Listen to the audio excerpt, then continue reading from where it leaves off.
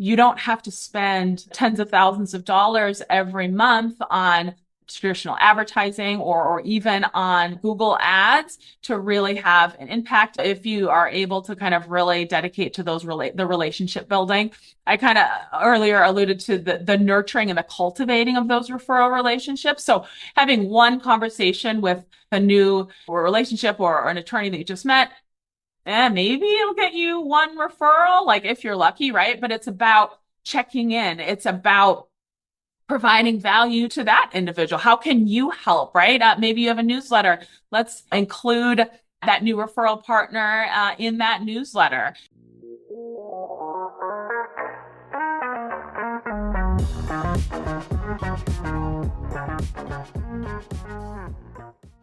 Well, good morning, good afternoon, good evening. Welcome to the 10 Golden Rules of Internet Marketing for Law Firms podcast. Great guest today, Cara Pryor. We'll get to Cara in 30 seconds after this short ask. If you listen to podcasts on a regular basis, you know the drill.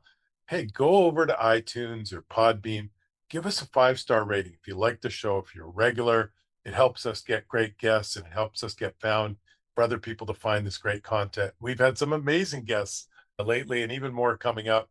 Do us that small favor. If you're watching on YouTube, please subscribe. I think we're at like 600 YouTube subscribers. We're trying to get to 1,000. And with that, Cara, welcome to the 10 Golden Rules Internet Marketing for Law Firms podcast. Thanks, Jay. I'm so happy to be here. Excited to dive in. Awesome. Well, tell us a little bit about your journey. Where did you get started in business? And then let's go from there. Sure, I'd love to. So I actually started out as a professional journalist. So I was a small business reporter and editor for about a decade.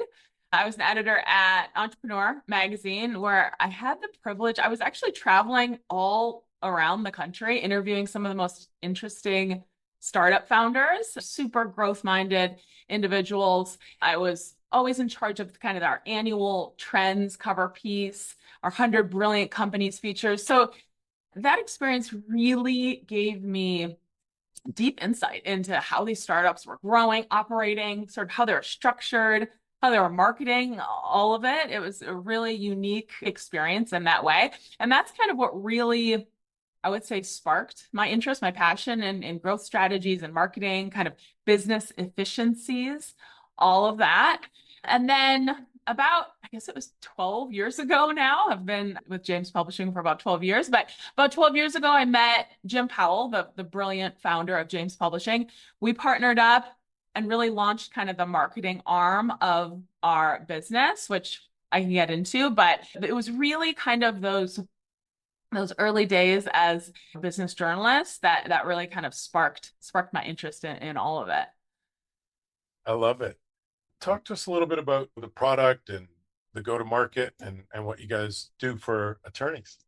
Yeah, thanks. So James Publishing, many attorneys are likely familiar with James. We've been a traditional legal book publisher for more than 40 years. So content is really what we hang our hat on here. It's really the foundation of everything we do. We still have that kind of thriving publishing side of the business, but What's a legal book for those of us who aren't yeah. So clear? treatise. Yeah, exactly. We have very practical how-to kind of voice of experience, attorney authored books. We have a library of about 100 titles. Many of them are updated on an annual, maybe biannual basis. And yeah, jamespublishing.com still have that full library. We're actually So how does it work? yeah, I'm an attorney. yeah. Can I publish your book under my name, or how does it work? So that's just a complete that the publishing side, that's really how to helpful forms and how to's for either managing specific cases or certainly how to handle that side of the business. So So it's educational content they purchase and consume correct. to do Correct. the job. Okay. Yeah, It's not the exactly. marketing piece, it's the Exactly. Yeah. So really operations piece.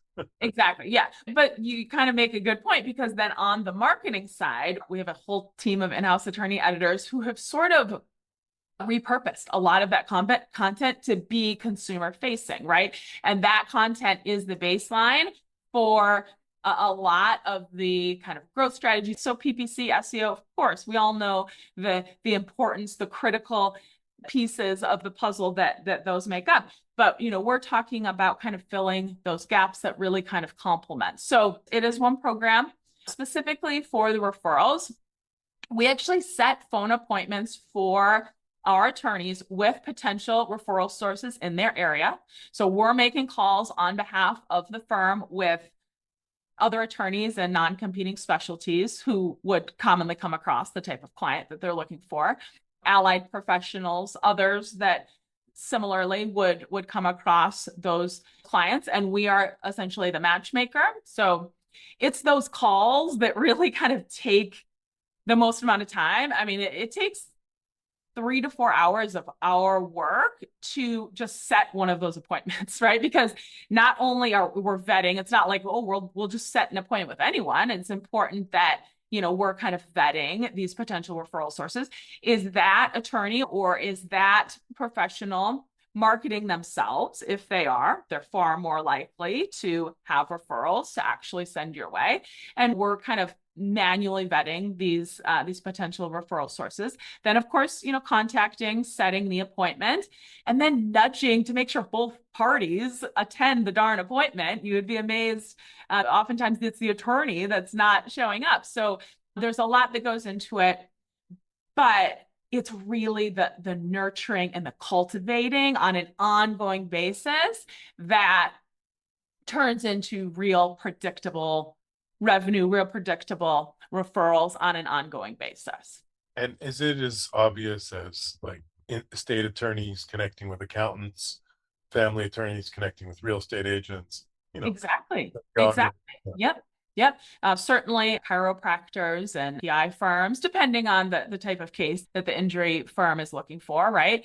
But oftentimes it's fellow attorneys, other firms that are the highest quality referral sources we've found. Generally, attorneys they're just kind of a trusted legal advisor for many of their past clients, right? And when perhaps one of their past clients or someone who's familiar with the attorney goes say, hey, here's my problem. Like, I know you drafted my estate plan, but my sister was just in an accident. Who do you know? So it's so common, right? Yeah. Okay, great. And so, I like to give tons of advice, and that's why we do this. Let's say someone's starting out, a young attorney, worked at a firm for a couple of years and starting out on their own. What's one piece of advice for someone just starting, putting their own brand on a firm?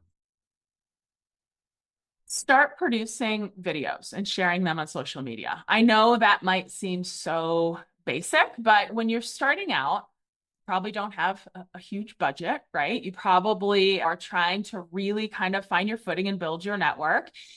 It helps everything. I mean, nothing builds trust, expertise, authority quicker than videos. You kind of connect on that emotional level with viewers when you are communicating through video. And when your message resonates, you're sort of naturally filtering for your ideal clients, right? So you can control that message. You're certainly far more likely to stand out in the sea of boring, frankly. I mentioned you can certainly use a clone if you're uncomfortable or just don't have the time, but really start producing videos, sharing them on social media. Social media has really leveled the playing field when it comes to growth, right? Because I mean, even the massive firm with the unlimited budget has just as much chance of success on social as the solo firm down the street, right? But it's about, of course, consistency and providing that value that really kind of resonates. And for a more sophisticated firm, like someone who's got their marketing dialed in, they've got their social media, they're running TV, pay-per-click, what's an advanced tip that some of the guys are missing? Yeah, it's really about kind of finding the gaps at that point. So, I talk to so many attorneys. I talk to dozens of attorneys every week. And so often it's, I need more leads. I need more. But it's like, let's take a step back. How are you handling those leads, right? What is your conversion rate? Like I mentioned earlier, what is your intake? Secret shop your firm, mystery call your firm. What is that experience like? Are you missing out on some potential high value cases? Is your team maybe missing opportunities to connect and provide that high level of customer service? And then on the back end, those folks who reach out and they're not quite ready to book a consult, not quite ready to move forward, how are you keeping in touch with them? A lot of times that's really kind of the lowest hanging fruit and often ignored, especially kind of with the more advanced or slightly more sophisticated firm. I love it. Another question I often ask other consultants. I talk to dozens of attorneys seems like all day, every day. I'm either at a conference with attorneys or on the phone with attorneys. You and I have a unique opportunity. We're like the bird looking down on the marketplace and looking down on the firm. And I see a lot of similarities across firms that do really well and similarities for firms that aren't quite achieving what they should. What do you see? What's the most obvious clues for the firms that are killing it and the firms that should be doing better? Man, such a good question because I certainly see those trends as well.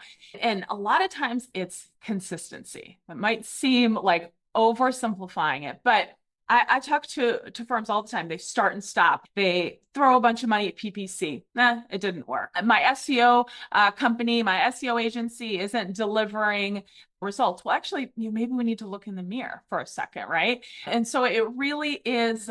I posted 2 videos on Instagram and the leads aren't flowing in yet. I tried a newsletter and I wasn't able to stick to it. So much of it is the consistency month over month over month. Of course, doing the right things and prioritizing is critical as well, but it's really that stick-to-itiveness. It's really kind of that consistency that can have the biggest payoff. Yeah, the most successful firms are like the 10-year overnight success story. Exactly. They've been giving clients great service, communicating with their referral partners, building a base of happy clients who are referring them, and all of a sudden signing 50 or 100 new cases a month. And the Right. newbies are like, how do they do it? Right. Yeah. They're so lucky. They're so lucky. Yeah. Newsletter for like 2 weeks, right? 2 months. Yeah. Yep. Yep. Exactly. And they miss the fact that it's been perfect execution, not just execution. That's right. Excellent execution for a long period of time. Yep. That's fantastic. What's your why? The Simon Sinek TED Talk about finding your why. What makes your heart beat faster and gets you up in the morning? Yeah. I mean, having a real impact on the firms that we partner with, that really is why we do what we do. Being able to help law firm owners grow their practice, have a more comfortable life, right? Build their businesses. I love talking to attorneys about their challenges and then really kind of road mapping, getting specific, getting granular, and what's keeping them up at night and coming up with tailored solutions to really fill those gaps. They've likely tried many different approaches by the time that we're talking, and maybe they feel like they're kind of banging their head against the wall. So to be able to have a real impact, it goes a long way, and we take it very seriously. But by the same token, you're a consultant or in an agency. What advice do you have for other consultants and agencies? Like, how do you build relationships with attorneys and how do you sell and what works best for you guys? Oh, yeah, yeah, yeah. So I actually have my own podcast as well. I've interviewed more than 100 high profile, high growth, some of the top, most successful attorney marketers in the country.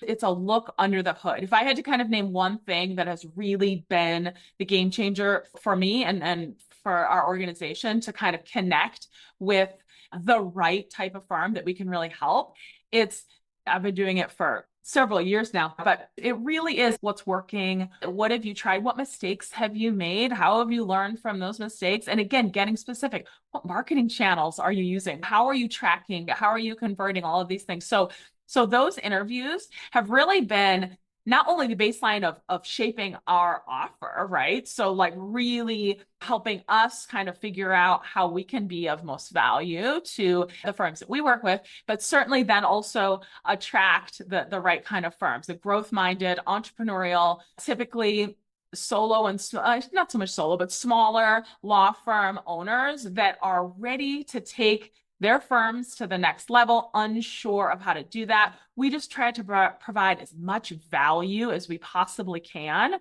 so that they can really kind of have that resource. That's been big for us.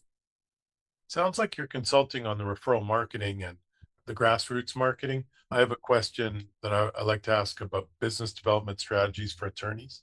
Maybe you can take that broadly, or maybe you can touch directly on grassroots marketing, because it sounds like you've done a lot more work in that area than I have. Yeah. So referencing those interviews that I was just mentioning, the top, I would say, the kind of when you talk about those grassroots marketing, right? So like the top sources being referrals and even community events, right? So how can you kind of be involved in the community? And a lot of that is kind of amplified with social media, right? You do an event and you really repurpose and really connect with those kind of influencers in your community on social. But the referral piece and the kind of grassroots, like you don't have to spend tens of thousands of dollars every month on traditional advertising or even on Google ads to really have an impact if you are able to kind of really dedicate to the relationship building. I kind of earlier alluded to the nurturing and the cultivating of those referral relationships. So having one conversation with a new relationship or an attorney that you just met, maybe it'll get you one referral, like if you're lucky, right? But it's about checking in. It's about providing value to that individual. How can you help, right? Maybe you have a newsletter. Let's include that new referral partner in that newsletter. Social media, again, I kind of always go back to that, but that's an easy way of kind of collaborating with that relationship, providing valuable booklets, for instance, that referral partner can then hand out to potential referrals. So lunch is obviously great. FaceTime, nothing beats that. But it's updates on the case, right? What happened to this client that they referred over, right? And you can kind of get a sense of how updated they want to be, right? But like what level of frequency that the communication needs to be. But case updates, all of that goes into then when they have a case, they think of you, you're top of mind, and it's really kind of that grassroots play. You gave a great example earlier, and it turns the light bulb on for me. You said, don't just do the community event, amplify it. And so many folks will write the check for the 5K, and maybe 4 of their team members are going to go running it, but at the very least get them to wear the firm's t-shirts, but shoot video, post social media, tell people that you're sponsoring this event. How else do you amplify a community activity like that? Yeah, there's a local restaurant there, right? Local restaurant owner, go over and interview. I mean, make the appropriate introduction first, of course. Don't just pull out your phone, but try and see if you can talk to that person, that community influencer for a few minutes, right? Maybe they have a really strong local following on social media. You can kind of collaborate that way. I talked to one of the attorneys I interviewed on my show, said balloons. Bring balloons for the kids to the community events. Every parent will come over to your booth and get a balloon for their kid. It gives you the opportunity to have a more in-depth conversation or really just get to know them. So those community events can go a long way. Again, it's not just about the 3 hours or whatever that you're at that event. It's about the relationships and keeping those relationships strong, and then you kind of amplifying it on social. I love it. Well, we made it to the quick one-line answers, and I know you've listened to our show a little bit, so you're familiar with these. What are some apps or techniques you use for personal productivity? I live and die by my calendar. I like to schedule and block out time for everything that's important, not only work-related items and meetings, of course, but personal to-dos, family time. I'm big on routine, so it's my calendar. And you put tasks in the calendar? Exactly. Yeah. And anything that is important to me to get done, I create a task, right? Even if it's date night, even if it's something that's happening with our kids, if it's gonna happen, it really needs to be in that calendar. Yeah. Your family must love it that they have to be on the calendar. No, just kidding. At least they're on the calendar, right? Yeah. That makes it not sound great, but yeah. Yeah. No, it's important. And actually, one of the things I learned from my mastermind is we track how many personal days off we take in a month. Mm. And then I started realizing if I don't pre-calendarize and block a couple days, there's zero chance I'm taking a personal day. Exactly. So Exactly. a lot of times I like to travel in a day early for a conference Mm. to obviously avoid flight problems and get settled, get time zoned and stuff like that. But if I don't block that day, it's not going to happen. Pre-block it like months in advance. You Right, have right. a day in a city, like if you get a chance to go to a great city. Do you have a personal wellness and fitness routine? I do. Like I said, I am big on routines. I'm actually a former collegiate swimmer, so I kind of thrive on consistency and routine, Awesome. Yeah. especially now with two young boys. But I wake up before my kids, I get a workout in, if it's swimming, if it's running outside, if it's just weights, but then I dive into work right from there, from home, get a couple hours in, and then kind of head into the office. We have a remote team for the most part. We do have a small office here in Orange County, but that routine really kind of keeps me on track. It's funny you mentioned you're a swimmer, and I asked a similar question of Michael Phelps.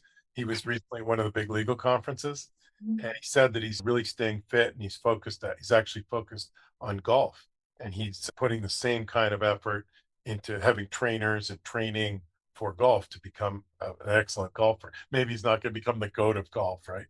But Highly accomplished golfer. I'll tell you his answer in a minute, but I'll ask you the question. Yeah. How do you get yourself to do it when it comes to the fitness on a regular basis? Yeah, for me, it does have to be first thing in the morning, really, because if I put it off, there's always reasons to not do it. So for me personally, and that's how it, even when I was a swimmer, we're waking up, had those 5:30 a.m. practices every day, not doing that now, but it really is, I have to do it first thing in the morning or a million other things will kind of take over. So that's similar to my answer and Michael's answer. I'll tell you my answer first and then the world class answer. So for me, it's just got to be everyone. There can't be any excuses. I recently did the 75 hard program. And if you've got to work out twice in a day, you better get one in early because you're not going to have time to do two at night, especially if one of them has to be outdoors. And Michael's answer was just the most important thing is get to the gym. No matter Mm, what, get yourself to the gym. And once you're there, it's easy enough to get yourself to do the workout. I used to tell myself, no excuses. That's another good one. I Like, like that. I'm tired, I have work to do. Like, there's no excuse, validates not getting that workout in.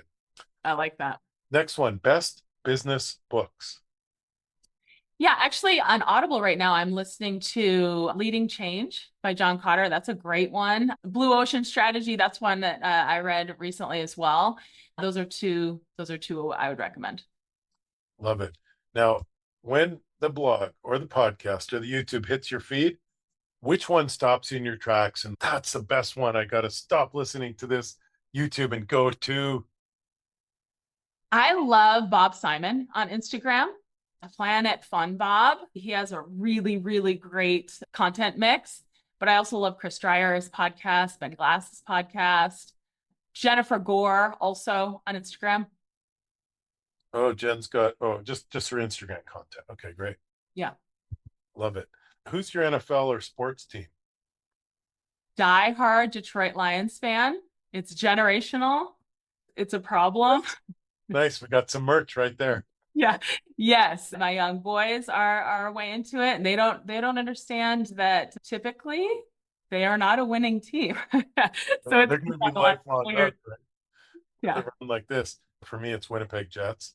And Oh, I've got to keep dropping this because we're still, amazingly, it's like we're recording this at the end of February. All year we've been in first place in the entire league. We're still in first place.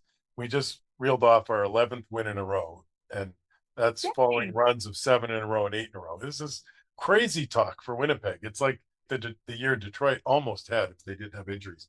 That's So great. two last questions. What's a great introduction for you? Who should we send your way?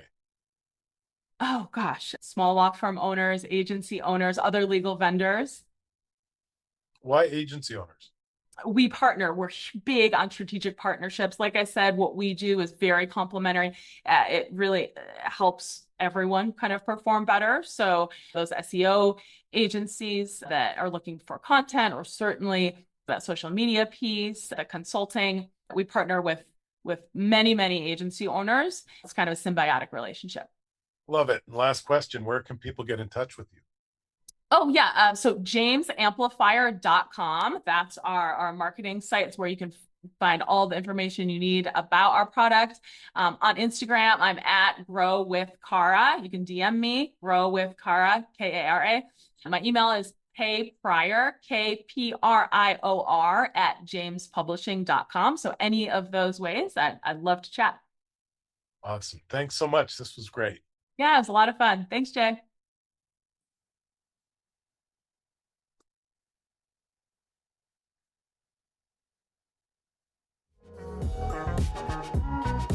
Thank you for listening to the 10 Golden Rules of Internet Marketing for Law Firms podcast. Please send questions and comments to podcast@10goldenrules.com. That is podcast@TENgoldenrules.com.